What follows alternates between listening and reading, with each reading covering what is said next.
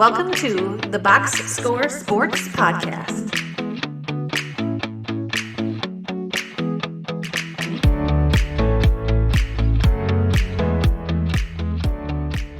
Welcome back, everybody, to the Box Score Sports YouTube channel. I'm your host, Ryan, and what we are doing is we are going to be previewing every single NBA team to celebrate tip-off week in the NBA. We're going to have videos of every team's, hopefully 10 minutes or less, of our favorite moves, least favorite moves. We're going to talk about questions, concerns. We're going to predict whether they're a playoff team, a contender, a lottery team, or a play-in team. We're going to hit on all those and every single teams. But before we get into it, like the video, subscribe to the channel, and let me know your thoughts on your favorite teams going into the season or on the team of each video that we will be posting.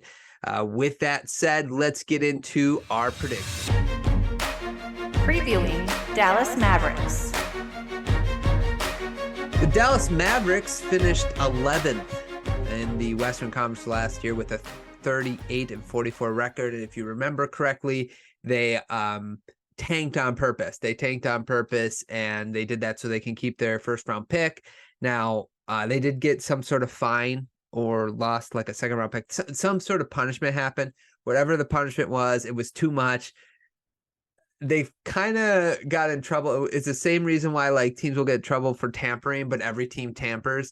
It felt kind of like that for me with the Mavericks. It's like every team tanks, but you're just punishing this one because they're doing it more blatant, more upfront. They're more upfront about it than other teams normally would be, and I don't think I agree with that too much.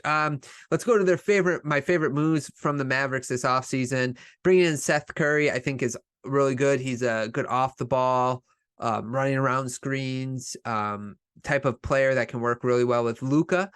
He can also provide scoring off the bench that would be good for the Mavericks. And so him and Hardy might work really well together as well. I also really like the Grant Williams signing. He maybe a little underrated. He's not like tall, but he's big, and he's 6'6", 6'7". He's thick. He's going to be able to guard a variety of positions. I know the last time we saw him before this season, I think Jimmy Butler was kind of schooling him, but Jimmy Butler schooled Drew Holiday as well. So I like that because he is kind of a guy that brings intensity on the court, whether he has the ball or not. And I think him being a spot up 3-point shooter around Luka and Kyrie is a perfect fit for Grant Williams. And then I also have to put signing Kyrie Irving. You don't want to lose an asset for nothing. And that's a big asset. So bringing Kyrie, you have to sign him. If he plays with Luka and they work together, that's going to be good. Even if though you find out it's not working, but he's playing and he's putting up numbers, there's some team that will take a chance on him. Maybe a team even like the Miami Heat, who might be looking desperately for, and the Heat are never desperate. I should be very careful how I put that, but they could end up wanting another star in Miami, but someone will want him. I'm going to speak out of both sides of my mouth, though, is my least favorite move is signing Kyrie, because you had to do it. And you never want to be in a position where you have to do something that you're not comfortable with doing. And with Kyrie Irving, you just never know. I don't focus a lot on what happens outside the basketball court. That's not what I want this YouTube channel or this podcast to be about. It's really just to focus on the on-court stuff. So I have no comments about the stuff he does off-court. But what I will say is, whether fair or unfair, however you view it, it just keeps him off the court. The way the way his mind works, people think he's weird. What he chooses to do on his personal time, it affects what happens on the court, unfortunately, at times. So because of that, you're always nervous with someone like Kyrie. And that's why I have it as one of my least favorite moves too. And also it's a little bit like I didn't hate anything else they did. It's really grasping at straws a little bit. I also, real quick, I forgot to mention, I do like the Lively pickup. He had that was part of my favorite moves. He had a rough first half of the year in college, I believe. And then as the season went on, he got better. And, he's going to be that rim running, protect the rim type of center. Again, energetic. That's the type of players you need that is going to step on the court and automatically be energetic. You can't, because of Luka's play style, you can't really have players that need the ball to be energetic. You got to have players that are going to be energetic whether they have the ball or not. And so far, I have to say, I feel like they have done a solid job of building around Luka.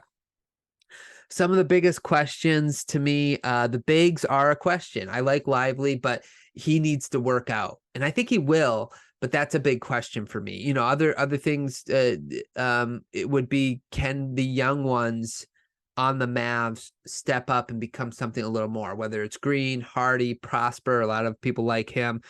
Lively, we already talked about, but if you can get a couple of those guys, you know, if you have like 5 guys that you're hoping that will have a good year or have a jump in a year, and 3 of those guys can show up, and it's the same with them. They have about 4 young guys that they want. If even 2 of them can become like really good rotation players or a solid starter and rotation player, that's going to go a long way for the Dallas Mavericks this year. Luka, how much is he going to buy in on the defensive side of the ball? How much is he going to be in shape? Because I think that's going to matter. And how much is he willing to kind of let other people feel like they're playing basketball? Because sometimes it's sitting around and watching with Luka, and I don't think a lot of people, particularly when they play basketball, that's not always their favorite way of playing basketball, to say the least. So those are some of the bigger questions I have, comments, concerns. But I think people have been pretty critical on the Mavericks offseason so far. I think this was one of the more positive off seasons that the Mavericks had in a while. Predictions, I have them as a playoff team. I think Luka is 45 wins no matter what. He'll always be flirting with that. So they might end up like the 6th seed or the 5th seed, but I also have them as the division winners in this division. And if you want to find out why, I will have the other teams posted on YouTube as well. So that's all I got for the Mavericks. Let me know down below. What are you looking forward to from the Mavericks? What are your predictions? What are your favorite moves, your least favorite moves? Let me know in the comments down below. Like the channel, subscribe for more videos, and we'll talk to you guys real soon. Thanks so much for watching this clip of the Box Score Sports Podcast. I hope you guys enjoyed. If you haven't yet, please subscribe to our channel. Follow us on Instagram and Twitter or X. And we'll talk to you guys real soon. See ya.